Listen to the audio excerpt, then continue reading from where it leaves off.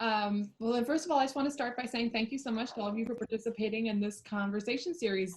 This series, On a High Note, is a series of conversations on different topics in music for our community and for whoever might find them interesting. So we're talking today about career paths and kind of how we navigate our way through them. And we've got a few people here joining us. So maybe we'll start with just maybe a quick introduction and then we'll get into the conversation. So first, we have Raine Hamilton.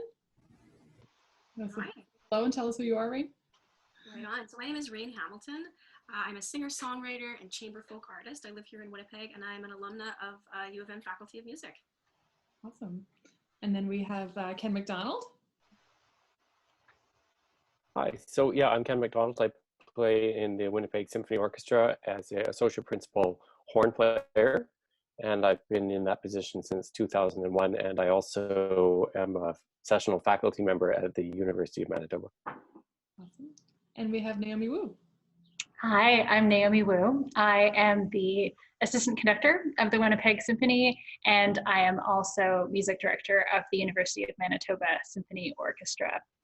Fantastic. And I'm Victoria Sparks. I teach percussion at the University of Manitoba, and I play part-time with the Winnipeg Symphony, subbing in when I'm needed, and along with the Manitoba Chamber Orchestra and kind of anywhere that'll have me, which will probably kind of get us into this conversation about career paths. Maybe we should start with just kind of, I mean, Ken, we've gotten your primary instrument, and most of us, I think we said that, but how did you get started in music? How did you decide that music was something you really wanted to pursue as a career? How did that decision process happen for you? Do you want to start with Ken? Well, I think like most musicians, I had this sort of aha moment also that when I heard a symphony orchestra playing for the first time, like we had obviously had musicians in the schools, and I thought that was kind of fun and such, but seeing the full orchestra really captivated my attention. I grew up in Vancouver, so going to the concert hall, you feel like you're doing this big important thing, and there's so many people there. And then when the orchestra starts up and you see all of those people just working together and creating this this sound, I was totally captivated by it. And I just thought that is really something that I would like to do. And, you know, as other career options and things came up, I kept just gravitating towards, no, I would really enjoy doing that. Now, the band director at our school, he was a brass player himself, a trumpet player, but he didn't know anything about horn and didn't really push anyone towards it. So it was basically a question of like, okay, you want to play horn? Well, here you go, kid, go to town on it. And I picked it up, and I just thought it was a pretty magical thing. I usually have a horn lying around here somewhere, and just that mysterious big round thing, and so complicated looking, but so beautiful sounding. And I just thought that is really something I'd like to try. And when, like I say, my band director said, well, that's something that it's really hard to play that, you know. I was like, well, good, okay, I'll give it a try. And I got a pretty good sound on it right away. And that's really half the battle for horn, is just getting a good sound. And so I just sort of just one thing led to another, followed another, and that was how I got started with it. Great. How about you, Raine? Well, my parents are musicians. They are folk musicians. They met in a band in the 70s here in Winnipeg. And so that is like a very organic exposure I had to the musics of their generation. And that for me is a huge influence. And I had it modeled from an early age what it was to be a musician and to really like inhabit that identity and do that work. So that was definitely a huge influence and a factor. And I feel very lucky. Like I knew that that was a vocation and a job from day one. I was born into that. There is a very key moment, like an aha moment for sure, that connects to my main instrument, which is the violin. And no one in my family or in my world played the violin. That one came from a different source. And what happened is when I was 3 years old, I saw this very specific episode of Sesame Street where Snuffleupagus, like, you know, I'm so thankful. My life would have been very different if I hadn't seen this episode, if Snuffleupagus didn't have this this idea to bring Yo-Yo Ma and his string quartet onto the block. So just, you know, time stood still, the earth ceased to spin, and I really, really had this profound moment of recognizing myself in those players. Like, not that I'm like them in any particular way, but just recognizing that identity in them. Like, oh, okay, I get it. I am an artist. I get it. I will do that. That's really important to me. And then we did. Thanks, family. That's great. How about you, Naomi? Wow, what a nice question and what a lovely story. I don't think I had an aha moment necessarily per se. I started as a pianist and I started playing piano because my parents had a free little spin-it upright piano that they'd gotten in the classifieds in our house when I was growing up. And I saw it and it looked fun. And I kept asking if I could play. And they kept saying, no, you're definitely too young to play. They're not musicians. They didn't know that much about how music training works or when you can start learning. And so I was 3 and 4 and I started asking and they said, no. And eventually when I turned 5, they were like, okay, well, she's old enough for kindergarten. She's probably old enough for piano lessons. Little did they know that lots of professional musicians start very, very young. But that was fine. I started when I was 5 and I loved it. But I think the moments when it really started to occur to me that I wanted to do it for my life I think all of those moments were in collaboration with other people. I had a chamber group that I played in high school from about age 12 or 13 through the rest of high school, and playing with other people, that was really special. I started playing the violin also around that age, and never played professionally at any, in any respect, but I loved playing an orchestra. And I played in orchestra all through university. And it was just pure fun. And that's what I love about playing string instruments, is that for me, they're just fun. They're not stressed. They're not my job. It's just playing in an orchestra because I love it. So I think for me, it was the connection with other people. And I think that really sort of speaks to how I ended up in conducting, because with conducting, you can't do it by yourself. There's no, it doesn't mean anything. You just stand around waving my arms. You need other people. And I think I really need other people and rely on other people for music making. It's what I enjoy, is working with others. Fantastic. Yeah, I think I had a similar path as a kid. I was a pianist. I studied piano with my grandmother, actually. So my grandmother lived on the same piece of property as my dad. Still does. She's 94 years old. She still lives there. So we went day and played the piano. And so playing music was just the thing you did after school every day.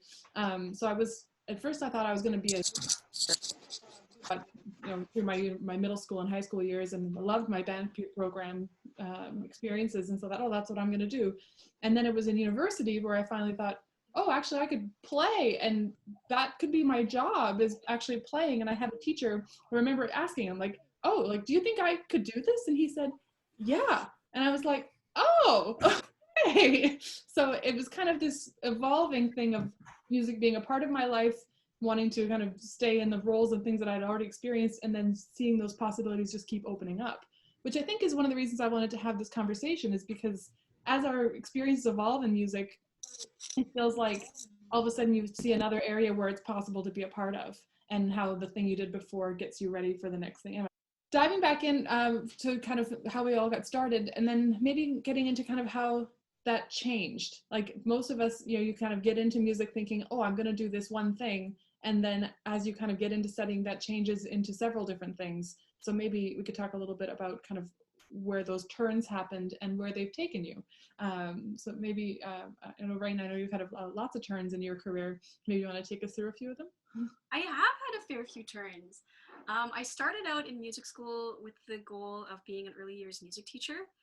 And that came back in my current career. So I'll loop back into that. I did not end up doing that program because I became very, very keen on musicology. And I did my undergrad in musicology, and I did a lot of independent study work about medieval music and women in music. And I actually went on to do a graduate degree in medieval musicology. So I did the University of Ottawa dual program in musicology and medieval studies. And I did a really interesting study of manuscript fragments, went very deep into the manuscript world and the medieval world, and really loved that. And my goal there was not, well, actually at first my goal was an academic life and an academic career. But that didn't feel like the right fit either. Like this was kind of a period of me finding my way and finding really what felt like a solid road. Solid is the wrong word, but just like a resonant road, really, to build my life along. And so, I started in music ed. I then spent a lot of time in musicology. After that, I moved back to Winnipeg and taught violin for a number of years. And these were all things that I enjoyed and that I wanted and that I felt drawn to in some ways. But the thing that I really wanted to do is to pursue music professionally. And once I got the ball rolling to do that, and I can talk about that more later if you want, that's kind of another topic. But all the things that I had studied up to that point really, really helped me in my career now. And I do a lot of work with children in schools as an artist in residence and leading workshops for kids in schools. And I write with a lot of the idioms of Renaissance music. And I play violin a lot, and life is very cool. That's so great. I think sometimes that's one of the interesting things is how many different things that we do, right? For the most part, most of us don't go to one place from 9 until 5 and then go home, and I think we like our lives that way. And I think that's one of the things that I've liked the most about getting to work in music is that you don't really do only one thing. I've often said that my policy is yes. What would you like to do? Yes, I will do that. Yeah, that sounds great. And I like, my instrument even lends me to that I get to play, orchestral percussion. I get to play solo marimba. I get to play hand drums and things with choirs. I get to play kind of in all kinds of different settings. And that variety is something that really appeals to me. So that's something I've really enjoyed getting to explore in so many different ways as a teacher and a player, and now as a interviewer. I love that idea of a resonant path too, Raine. That's a really nice way of thinking about it, because it's not a career like a doctor where you get an undergraduate degree and then go to medical school and then do your residency and then you have your career and it has a title and you know what your role is in, as an obstetrician or an anesthesiologist or whatever it is you do, right? It's so different for us, and there's so many paths. And I did my undergraduate degree in math and philosophy, and I was playing piano the whole time, and I started conducting when I was doing my undergrad. But I thought, well, why not? This is the last time I might be able to study math and philosophy, so I thought it would be fun, and it was really fun, and I really loved it. And then I did a master's in piano performance, and then I ended up doing a PhD in musicology as well. But while I was doing that, I also went to Montreal and did another degree in piano. So, I was always hopping around between different things. And sometimes while I was doing that, I worried that I was diversifying too much, or I worried that I didn't have a clear sense of direction. But ultimately, now I really feel like all of those things play into my career. And I feel like also my career is constantly changing. And right now, in a world that's really changing, I feel grateful that I've, learned to be flexible in my career, and that I have had different paths and that all feel like they're part of something resonant. They all really resonated with me. They're all things that fit together for me, but that also I'm able to be flexible with them and to try new things. And I think that's something that's very important in a musical career as well. Mm-hmm. Well, like my horn teacher used to say, Ken, if you can do anything else, do that. Basically, horn is not necessarily going to be an easy way to earn a living. There's lots of ways to make money that are make more money. And if horn is really what you want to do, then you should go for it. And I say to students all the time that the time that you spend studying music is absolutely not going to be wasted, even if you choose to do something else in the future. The time to try it is now when you're a student.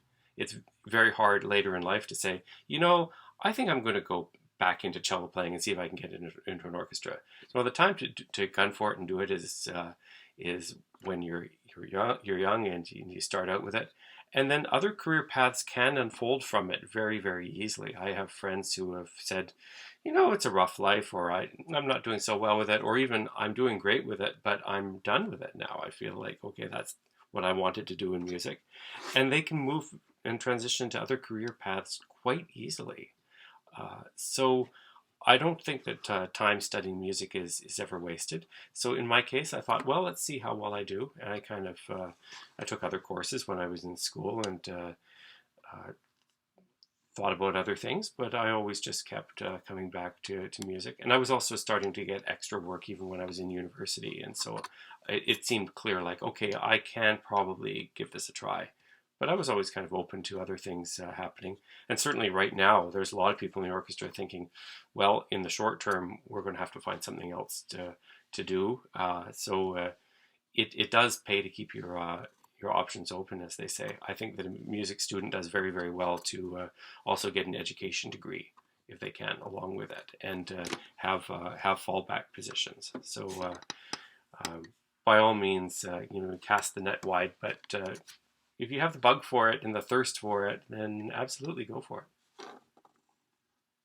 Yeah, I think adaptability is something as musicians we do all the time. Like whatever the circumstances are, well, we'll make it work. And I think that's where we're living in a time of like, let's make this work, people. And then I think of new possibilities. I think of things like this that, internet meetings and whatever. I mean, everybody said this already, that, we're just used to this now after a couple of months of being at home. And yet, all of a sudden there's a possibility to have conversations like this in a different way and share this kind of background information about all these different artists and our careers and what we think about all this as in a way that's maybe hopefully interesting to people. How about you, Ken? Have you have any thoughts? Are you with us? Well, yes, Naomi, you were reminding me of something that Jamie Parker just said online. He's a pianist as well, and he was reminding people that it's Darwin's law is not that this is going to be the survival of the strongest. It's going to be the survival of those that can adapt. And this is a time when we don't know what's going to happen.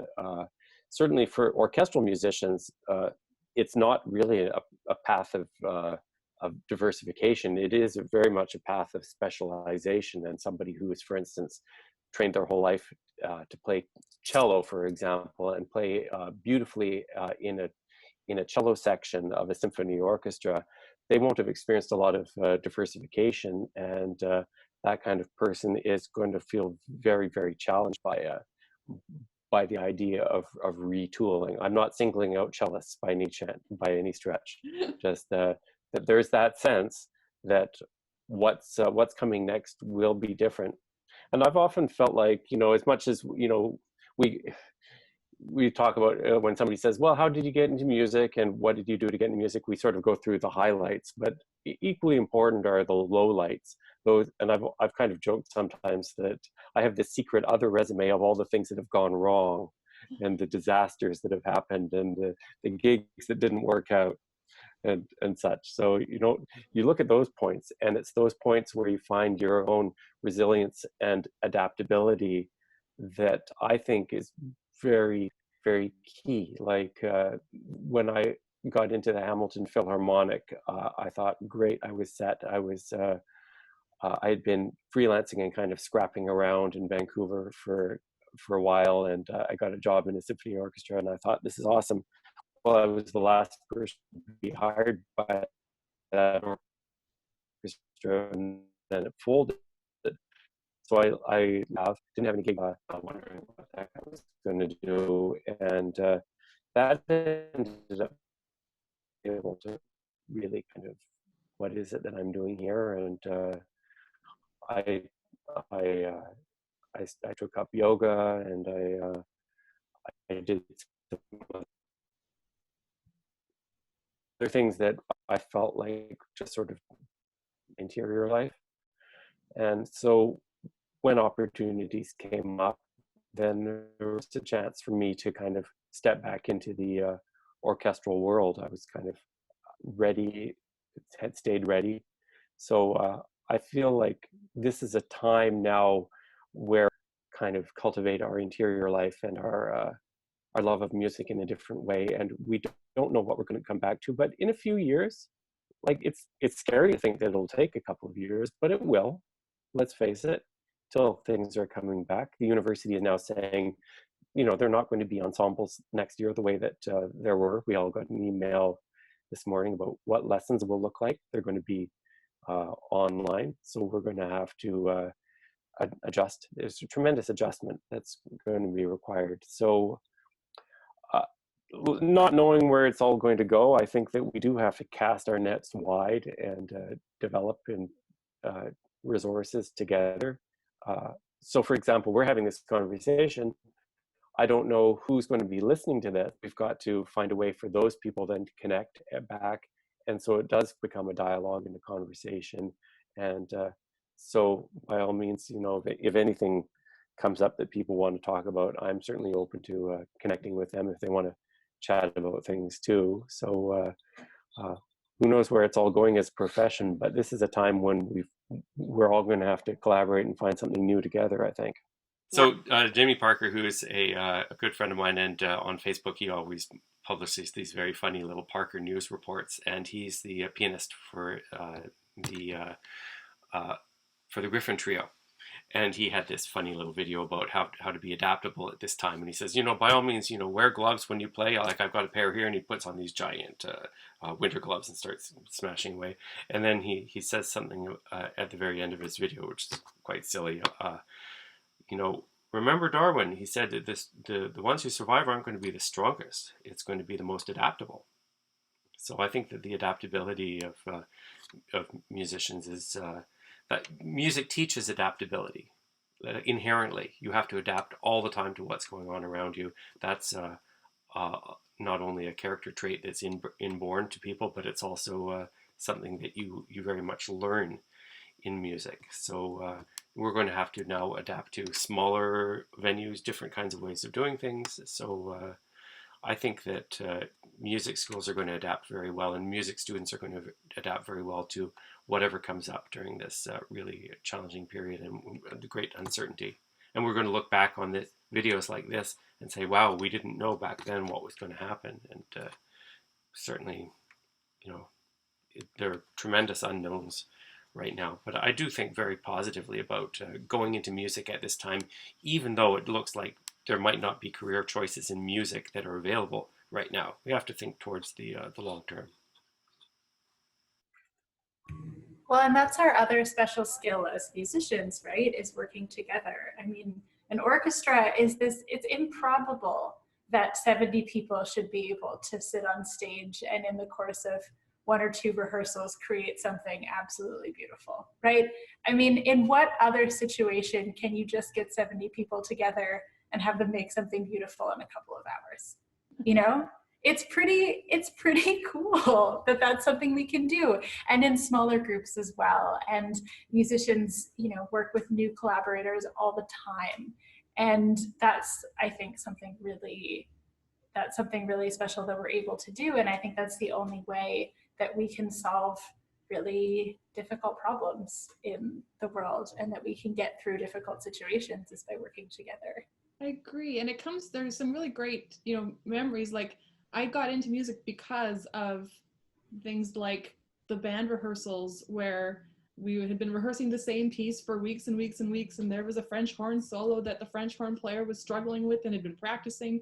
And I remember the rehearsal where the player just got the part and just nailed the solo, and the whole band stopped playing and started clapping for her. And like, it was such a great moment. Like, those moments where that stuff happened behind the scenes, that's the magic for me. Like, the shows are fantastic, but sometimes the stuff that happens in rehearsals and the stuff that happens in between the people, that's even more exciting. That's you know, there's so much joy there. I love that you brought up the things that didn't work out. It's one of the topics I think I want to do in one of these conversations, is like the time it all went wrong. Because sometimes those are the most memorable things too. Like, I think we, you know, as humans, we talk about this all the time, that we all are perfectionists. We all want everything to work out, and yet all the things that we learn from, and all the things that make us better, and all the things that help us improve, are the times that it didn't work out. And so learning to kind of embrace those moments. As musicians, I think we do that all the time at hypercritical levels. I'm like, oh, that the third note of that phrase wasn't right. I've got to think about that Sure. little moment. But I think we can apply that on small and big scales, and it's kind of an exciting way to think about it. Yes, because music is a high wire act as well. I went to a workshop last week, and one of the guys speaking said, we have to remember that art is exploration and not execution. And I thought, oh, what a great way to think about it, in that we're going to try some things right now, and some of it's going to be great and some of it's not going to work, because all we can do is try some things. And then when the things that don't work, we won't do those anymore, and we'll try some new things. And as artists, that's something that we have a gift for. We to try something and then interpret it in a new way, and then try it again in another way.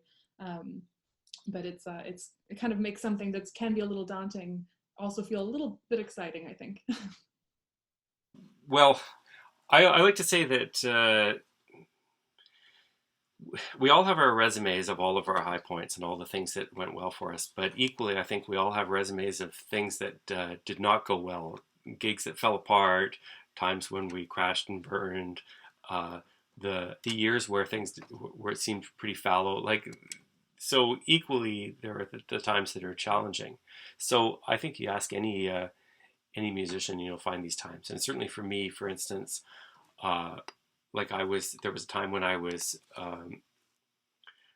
doing freelancing in Vancouver. There wasn't that much work coming in at that point.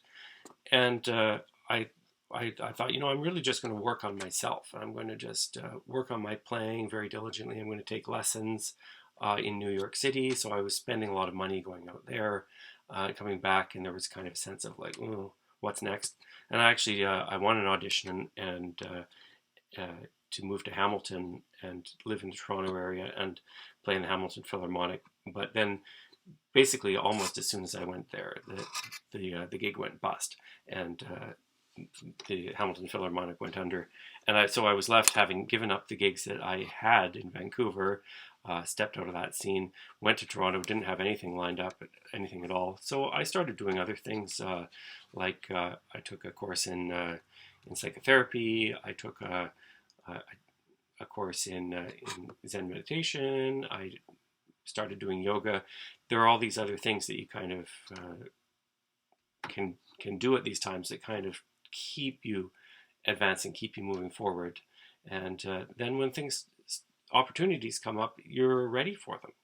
So I think this now is a period where people can say, okay, there aren't any gigs, but that doesn't mean you shouldn't practice. It doesn't mean you shouldn't work towards things. You have to be mindful of your health and the health of others, and try to keep things moving forward in a positive direction. I know that's very, very challenging for a lot of people, but I think that is really something that has stood me in good stead, to just say, well, what's going to keep things moving forward at this time? Where's the light? Keep moving towards the light, right? So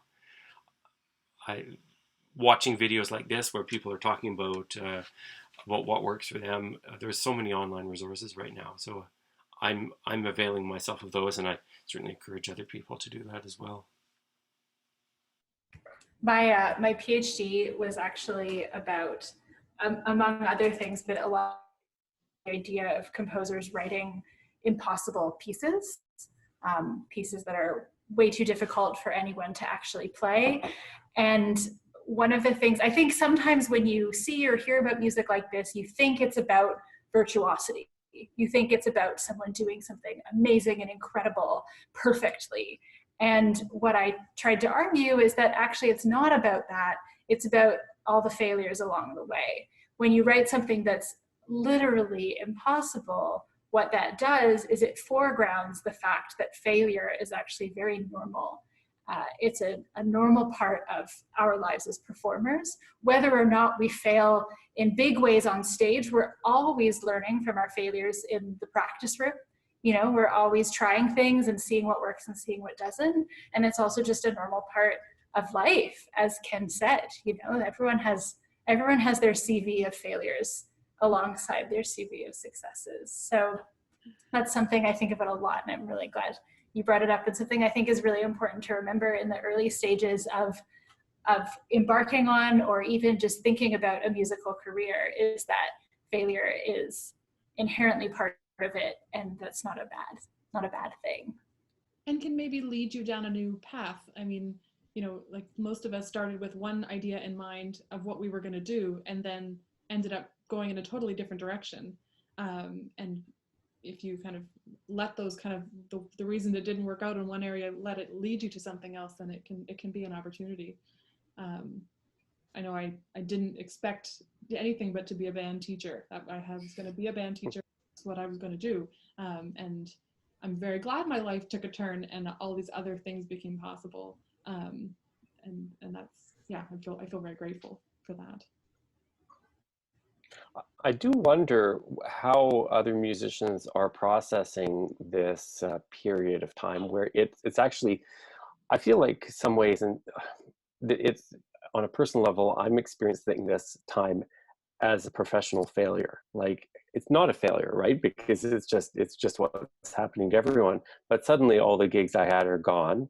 And it feels like, in some ways, like the universe has fired us. It's like, thanks, but no thanks, stay at home now, right?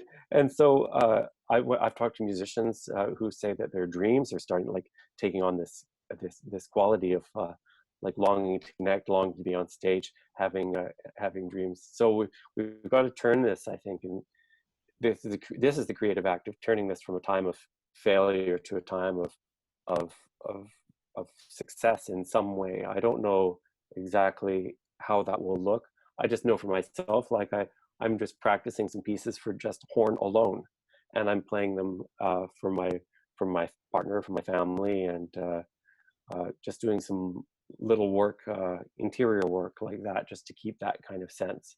But I certainly, other friends of mine have said it is going to be so weird to get on stage with other people again. So I don't know how you folks are processing that sense of, like, does it feel like right now, like the universe has fired us, or do we feel like what is going on? Like, what's going on in dream time for us all? I think I feel like a glitter in a snow globe. That's just shaken right up, right? And I feel like I'm starting to have my feet touch the ground again, but for a while it really was feeling so shaken up, and just like I couldn't tell which way is up, which way is forward. But I am looking now at a stretch of time with a lot of digital focus in the sharing of my work, and just ways I can share and connect and continue my creative work and the community that comes with it in that way. And it's so different. It is such a different way than the in-person, really interpersonal way we're used to connecting with this art. Yeah, I agree. I definitely, I miss being on stage. I miss being with my friends and, getting to do the thing that we do, and being with my students and getting to be in rehearsals with them. There's some loss there, and I think that that's okay to kind of say that that we miss it, and that it's hard to miss it. I think it's the challenge, I guess, is to figure out. I mean, the thing I've been thinking about as a teacher is what are the outcomes that I'm looking for as a teacher in an ensemble, in a class, in a whatever, and then what can I do online that will help generate some of those outcomes? We can't have a rehearsal online. It's nonsense. But we do interact with people, and we do kind of, read facial expressions and read gesture and all that. So how can we try and use those things in a way to maybe create something that would use that? I mean, and these are all germs of ideas that I haven't gone on enough walks yet to figure out. But I'm working on it. But it is, there's definitely some sadness too. I had some really exciting performances that got canceled, and you hope they'll be rescheduled, but now the timelines are long, and you don't know when these things will happen, and it is very strange. Yeah, I agree with all of that, and exactly like you, Victoria, I feel like for me, at the moment, at first, I felt just confused because things were changing every day. Like the snow globe analogy again is really nice that way. I didn't know which direction I was going, and I was only being moved sort of against my will. And I tried to get a grapple on things. And then every time I felt like I had a sense of, okay, this is what this might look like, and here's what I can do, then something else would change and would say, wait a second, that's not what that's going to look like. Here's a new change. Wait a second. No, all the classes are going to be online in the fall too. Wait a second. So that at first was very, very disorienting. And what's helped to ground me so far is, like you were saying, really keeping my big picture goals in mind, really trying to go back to my values and think about, okay, what kind of contribution is it that I think music can and should be making in the world? What is it that I want the music I make to do? And I also work a lot in education as well. So I'm also music director of Sistema Winnipeg. And in that program, Raine, I know you used to work for Sistema, so we should have a talk about that sometime separate from this. But, in my capacity there, because the way we are running the classes has changed. I mean, it's changed every week so far. Every week we've done something new online. We've rejigged the program a little bit.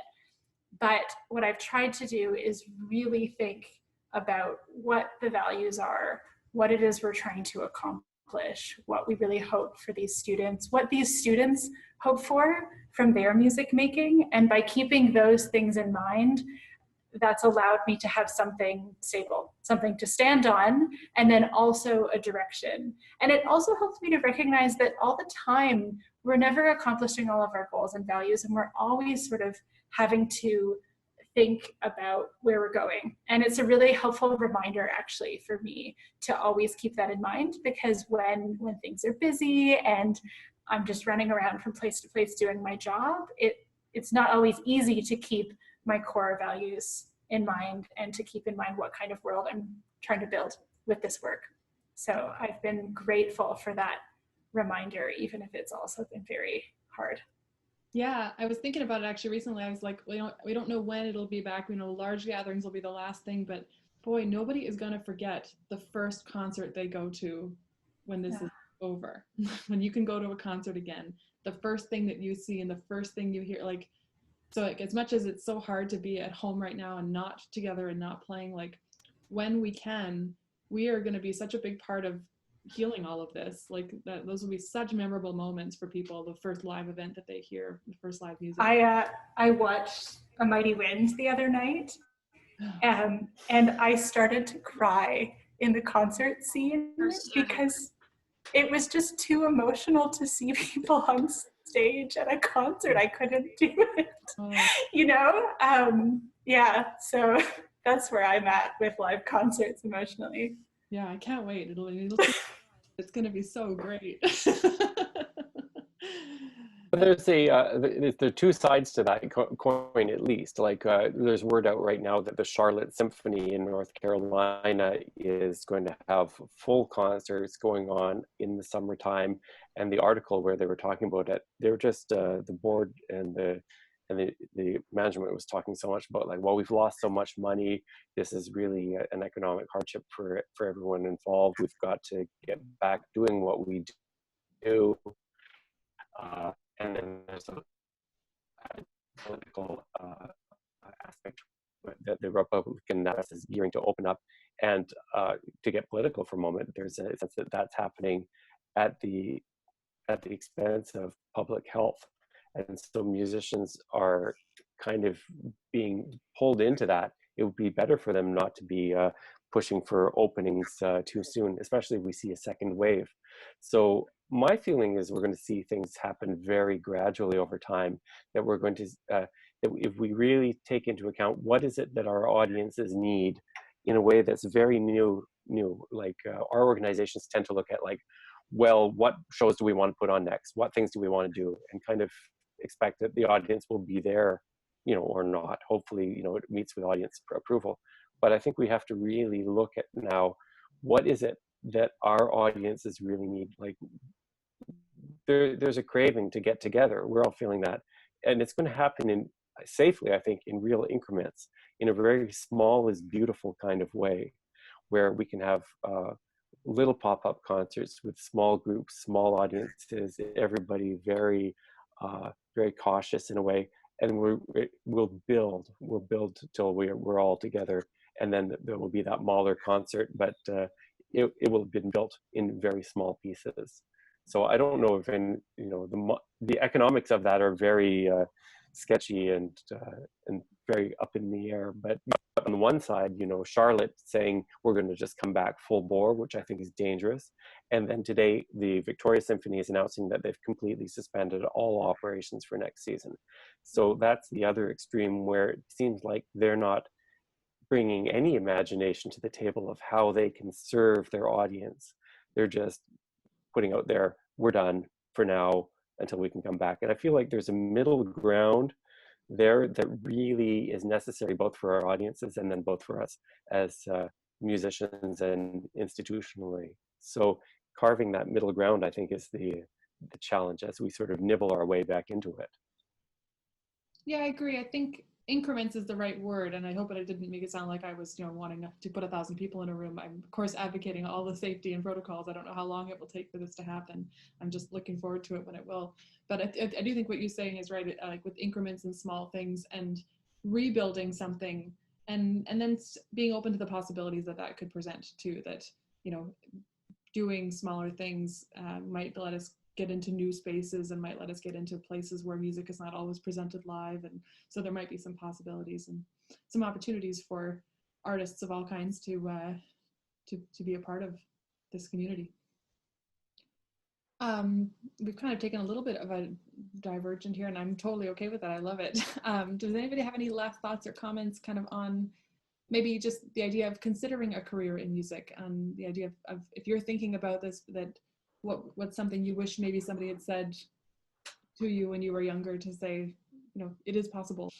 I had thought about that, and I saw that in the questions that you had sent earlier. And one thing I would definitely suggest and wish that I had done is to study marketing. So if you have space to take a marketing course of any kind, I think that's totally wise. And I have done some study in that after the fact, and it informs every decision I make, and it really helps structure my business and my career. Very cool. How about you, Ken? Oh gosh, yeah, I'd have to second that. I think that the times when I've kind of gone off and done some marketing work or learned about that has been very very useful. I think just in my career path as a classical orchestral musician, I think that the piece of advice I would give my younger self is to understand how important being prepared is all the time. Like when an opportunity comes up, not to just not to wing it. You've really got to know what the piece is that you're going to do, like inside out. You've got to know what the other parts are doing so that you can really connect. That's when you really get the attention of people who can help you to that next step. And conversely, if you just kind of go and wing it, like you don't get those kind of next step opportunities. It's always been those times when I've really stepped up and been super engaged in the material that I'm doing, and super engaged in the situation, that I fully make the most of it, get the most out of it, and then get help to the next level.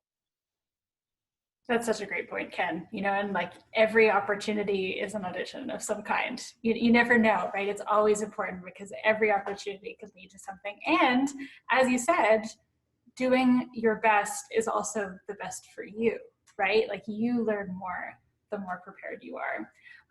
On a kind of similar note, but different side, I guess the advice is just that you never know what things you explore are going to be useful to you. So don't be afraid of exploring things that interest you, and of trying new things and meeting new people. I think something I wish I'd known earlier is that it's okay to just reach out to people and say, hey, I'm interested in what you do. Let's have a conversation. It took me a long time to start doing that. I'm still really nervous about doing that. And, I have a job now, I'm an adult. But I wish I'd started doing that sooner, because ultimately people are often really happy to talk to you, whether that's to collaborate with you or just to give you advice or offer mentorship. You know, students out there interested in conducting, you should totally feel free to reach out to me. I would probably be very happy to hear from you. And so I think not being afraid to reach out, to ask for help, to ask for advice, and also just to learn more. Definitely. I totally agree with that. Even to think about what other aspects of your work, you know, you mentioned marketing. I spent 1.5 years working in the office for the symphony when I was just out of my undergrad, and I worked in the production department and the education outreach department and assisted in those areas, and learned so much about what it takes to make a concert happen behind, like, all the production people and the crew and the things, and how that all works, everything that goes into putting a show on besides the musicians on stage playing the show. And understanding all of that, I think, has been so important going forward in working with all those people, and then also in doing other projects and knowing what it takes to make all those things happen. So I think, yeah, like being open-minded to learning all those things, and then realizing how knowing about those things can help you do a better job of the thing you're doing, and you be somebody that everybody wants to work with because you're easy to work with, which is always key as a musician, I think. Yeah, so I think that's great. Thank you so much, everybody, for your time to talk with us and just to talk about our lives and what we do. You know, speaking of sharing things, I think we all do like to get a chance to actually dig into ourselves a little bit and talk about why this matters. We all love this so much and do this because we love it so much. But it does feel good to get to share why we love it so much and the different parts of it. So thanks for taking the time to be with us here today, and hopefully I'll see you guys soon. Great. Thank you. Everybody. Thanks, everybody.